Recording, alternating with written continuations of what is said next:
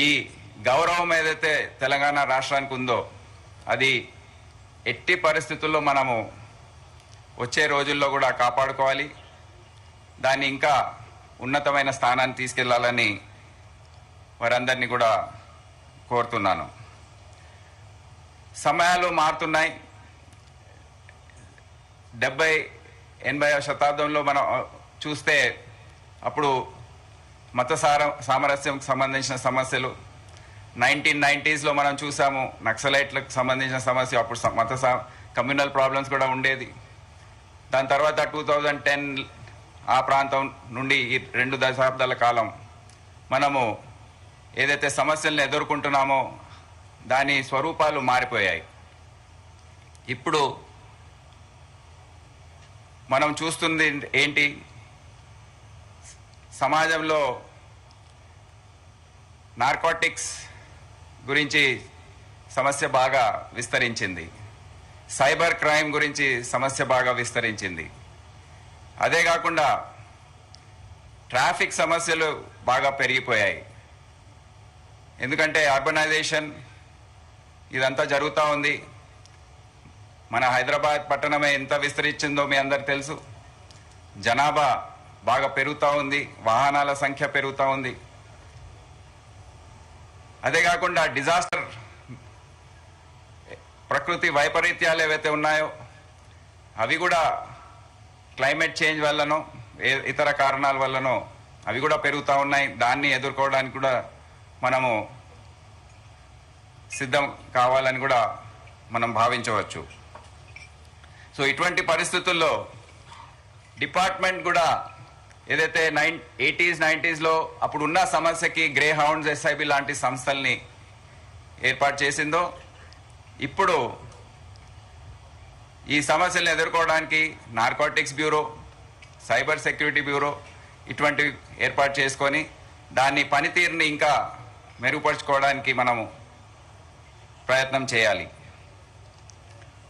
అదే సమయంలో పాత సంస్థలు ఏవైతే ఉన్నాయో గ్రే హౌండ్స్ కానివ్వండి, ఎస్ఐబి కానివ్వండి, దాన్ని కూడా దాని రూపు రేఖలు కూడా మనము దాని గురించి ఆలోచించి మరి ఆ సంఖ్యలో అవసరమా లేదా అనేది ఆలోచించి అందరం కలిసి ఏ దిశలో డిపార్ట్మెంట్ వెళ్ళాలో అనేది మనము అందరం ఒక టీమ్గా ఏర్పాటు చేసుకొని మనం ఆలోచించి ముందు తీసుకెళ్లే అవసరం ఎంతైనా ఉంది.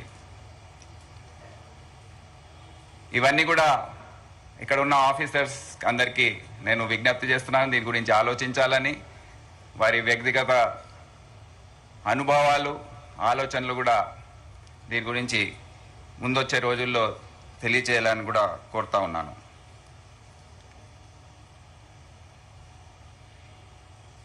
ఇక్కడ చాలామంది ఆఫీసర్స్ నాతో పనిచేసిన వారు ఉన్నారు. 2016 నుండి 22 వరకు నేను సివిల్ సప్లైస్లో ఉండి దాని తర్వాత 4 సంవత్సరాల పాటు డెప్యుటేషన్లో వెళ్ళిన సందర్భంలో కొంతమంది ఆఫీసర్స్ గురించి నాకు తెలుసుకోవడంలో కొద్దిగా సమయం పట్టింది. మీ అందరికి తెలుసు ఏ విధంగా పనితీరు ఉంటుందో.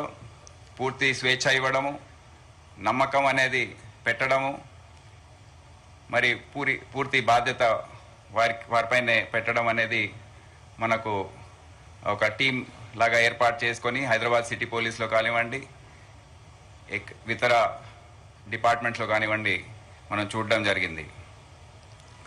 టెక్నాలజీని వాడుకోవడం, ఇప్పుడు ఏఐ అనేది రావడం, దాన్ని ఏ స్థాయిలో మనము ఉపయోగించుకోవచ్చు డిపార్ట్మెంట్లో అనేది మనము చూడాలి.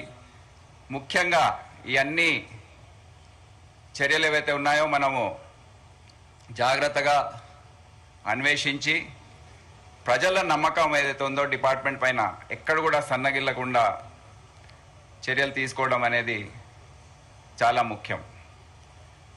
వ్యక్తిగతంగా నీతి నిజాయితీ అనేది కాపాడుకోవడం, దానివల్ల ప్రజలకు ఇచ్చే సందేశం అనేది మనము పూర్తి స్థాయిలో తెలియజేయడం అనేది జరగాలని నేను కోరుతా ఉన్నాను.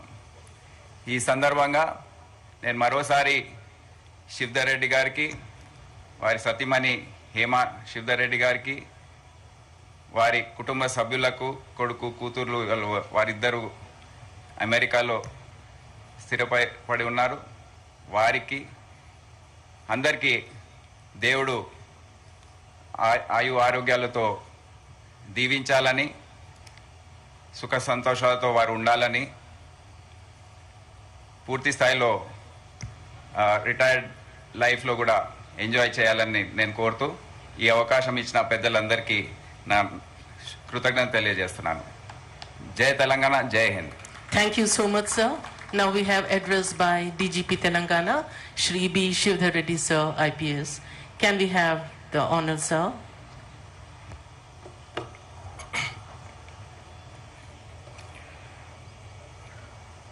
Telangana Rashtra Special Chief Secretary to Government Home Department and DGP Designate Sri C.V. Anand Garu,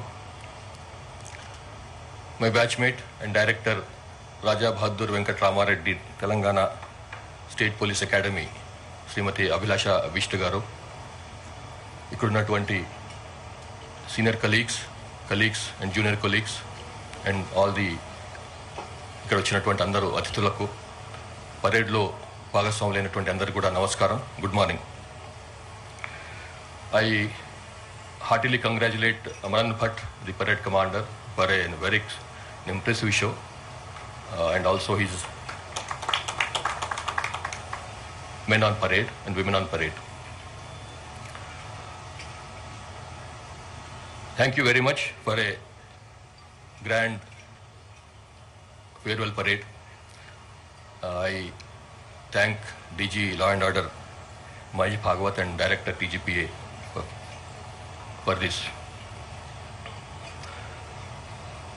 Last 32 ఏళ్ల పైన ఉన్నటువంటి and 30 years of active police లైఫ్లో ఎన్నో అనుభవాలు, ఎన్నో జ్ఞాపకాలు, ఎన్నో తీపి గుర్తులు, ఎన్నో ట్రబుల్స్, ట్రావెల్స్ అండ్ ట్రిబులేషన్స్ అన్నిట్లో కూడా నాతో ముందుండి, వెనుకుండి, పక్క నుండి నడిపించినటువంటి, వెన్ను తట్టిన వాళ్లకు, దారి చూపిన వాళ్లకు, సీనియర్స్కు అందరికీ కూడా నా యొక్క ధన్యవాదాలు. వారి చూపినటువంటి గొప్ప పథంలోనే పోలీస్ డిపార్ట్మెంట్ నడిపిస్తుందని చెప్పి అధికారులు నడిపిస్తున్నారని చెప్పి అనుకుంటున్నాను. ఇంతకుముందే శ్రీ సివి ఆనంద్ గారు చెప్పినారు, ఉన్న పరిస్థితులు 90s 70s ఎట్లా ఉండే, 80s ఎట్లా ఉండే, 90s ఎట్లా ఉండే, ఇప్పుడు ఎట్లా మారిపోయినాయి. ఆ రోజులకి ఈ రోజులకి పోలీసింగ్లో ఎంత తేడా వచ్చింది. ఒక రకంగా చెప్పాలంటే దానికి ఒక ప్రత్యక్ష సాక్షులమే కాకుండా దాంట్లో ఆ మార్పుల్లో భాగస్వాములు అయిపోయింది. ఆ మార్పులను ముందుకు తీసుకొని యంగ్స్టర్స్ చాలామంది ఉన్నారు. ఆ మార్పులను గమనంలోకి తీసుకొని కొత్త ఐడియాస్తోని, కొత్త ఇన్నోవేషన్స్తోని పీపుల్ సెంట్రిక్ పోలీసింగ్ చేయాలని చెప్పి నేను వారికి సూచిస్తున్నాను. ఇంతకుముందు తెలంగాణ రాష్ట్రం వచ్చిన కొత్తల